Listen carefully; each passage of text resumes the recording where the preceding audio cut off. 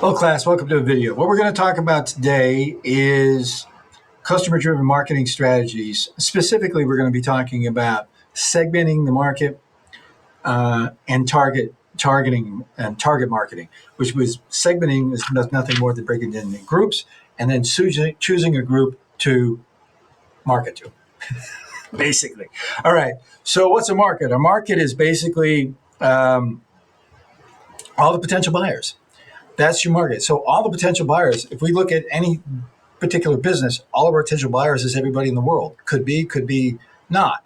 But we want to break that up into groups that are more easy to specifically focus on.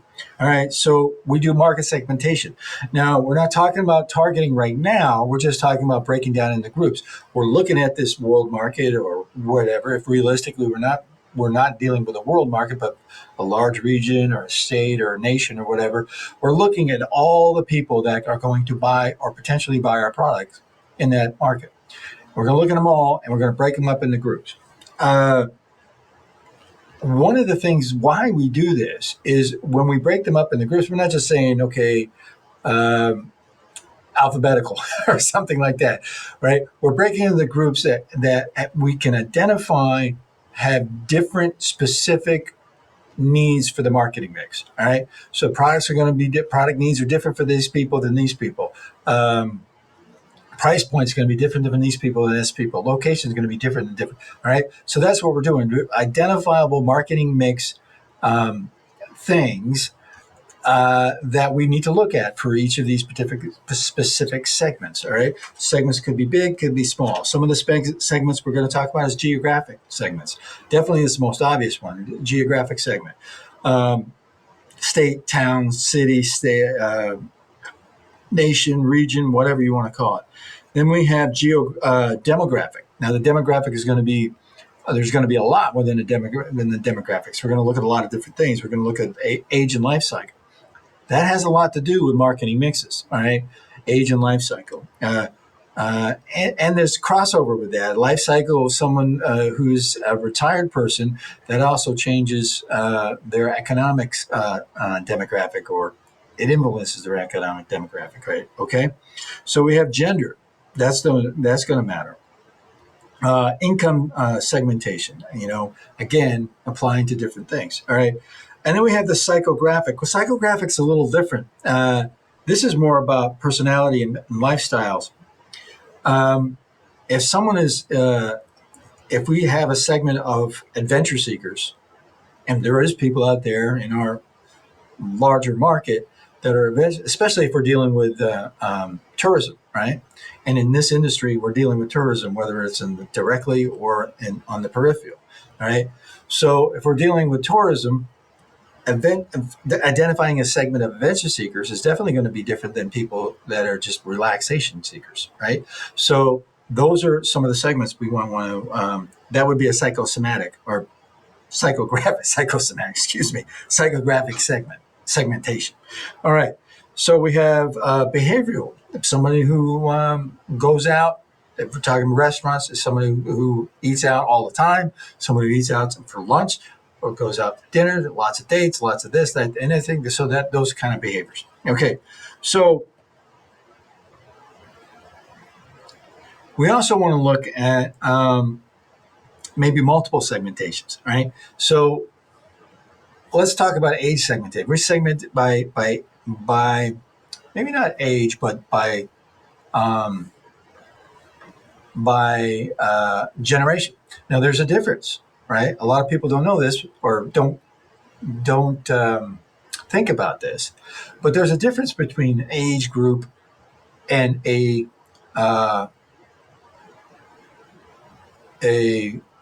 generation. Okay, so a generation is people that are born between certain periods of time, right? Actual identified time, 1965 to 90 some odd. That's Gen Z. That's my generation.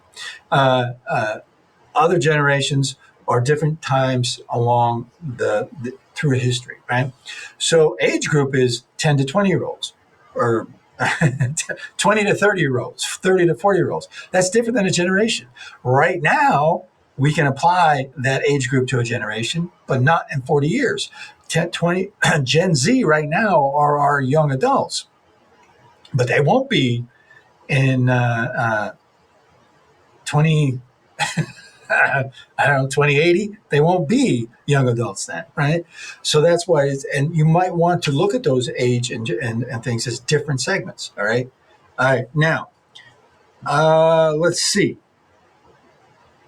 I kind of got off on that, but okay, that's what I was getting at. As far as we can multiply different things. So we're looking at now at Gen Z, all right?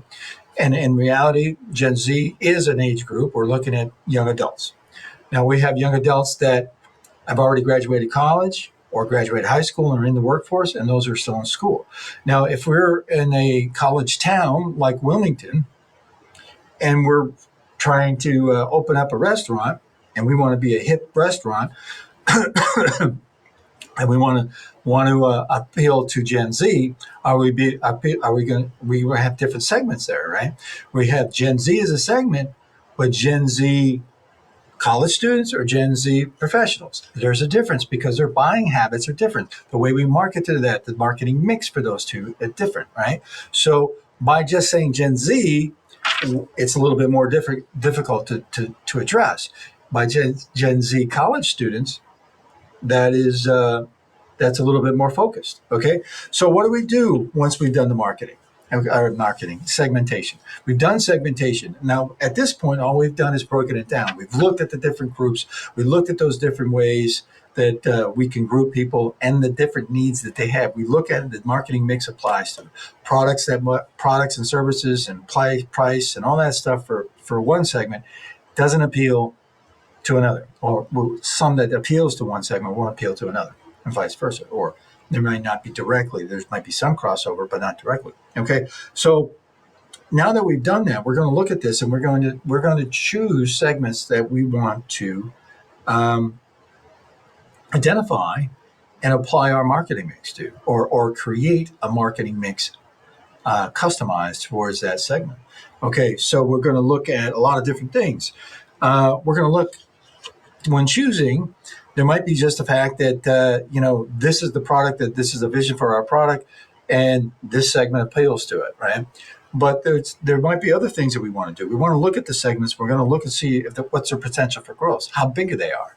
If we say, oh, wow, I like this segment because these people like this, this, and this, and this, but we look at it, they're very small, and it's getting smaller by the second because it might be for a certain age or people that are moving out of our market to begin with or whatever. Okay, we want to look at that growth. We want to look at the structural attractiveness.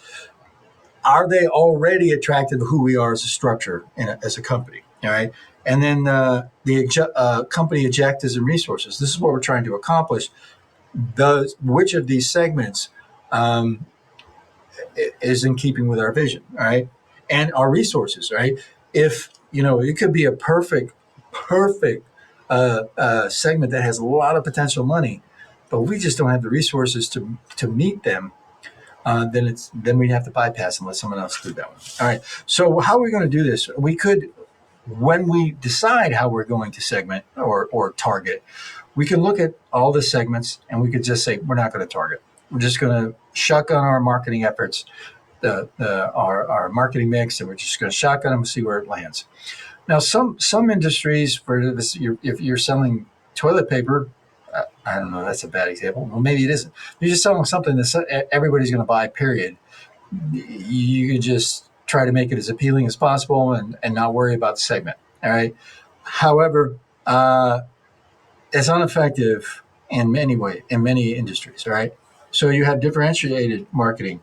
This is coming up with several different targets. We like this one, we like this one, we like this one, or segments, and we're going to target them separately, meaning that I have this one, we're going to create a marketing mix for this one. We have this one, a marketing mix for that one, and this one, a marketing mix for this one. All right. So that is differentiated marketing. Concentrated marketing is just choosing one and trying to get as large a market share of that segment as possible. All right. Now, this works really well when there's an underserved market, there's an underserved segment, maybe because it's difficult to it the needs and wants and the specifics of this segment are so far off what the bigger segments, the large segments want, that people ignore them, right? Because we'd rather go for a 25% market share of this big piece, right? But you might say, hey, nobody's taking care of this segment. Why don't I try to be the company for this segment and get 90%, 100% of the market share of this segment? Yes, it's going to be difficult. It's going to be very specific, and we're going to alienate possibly alienate, maybe not, that's a harsh word, but by doing this, we're demonstrating a level of ignoring a bigger segment.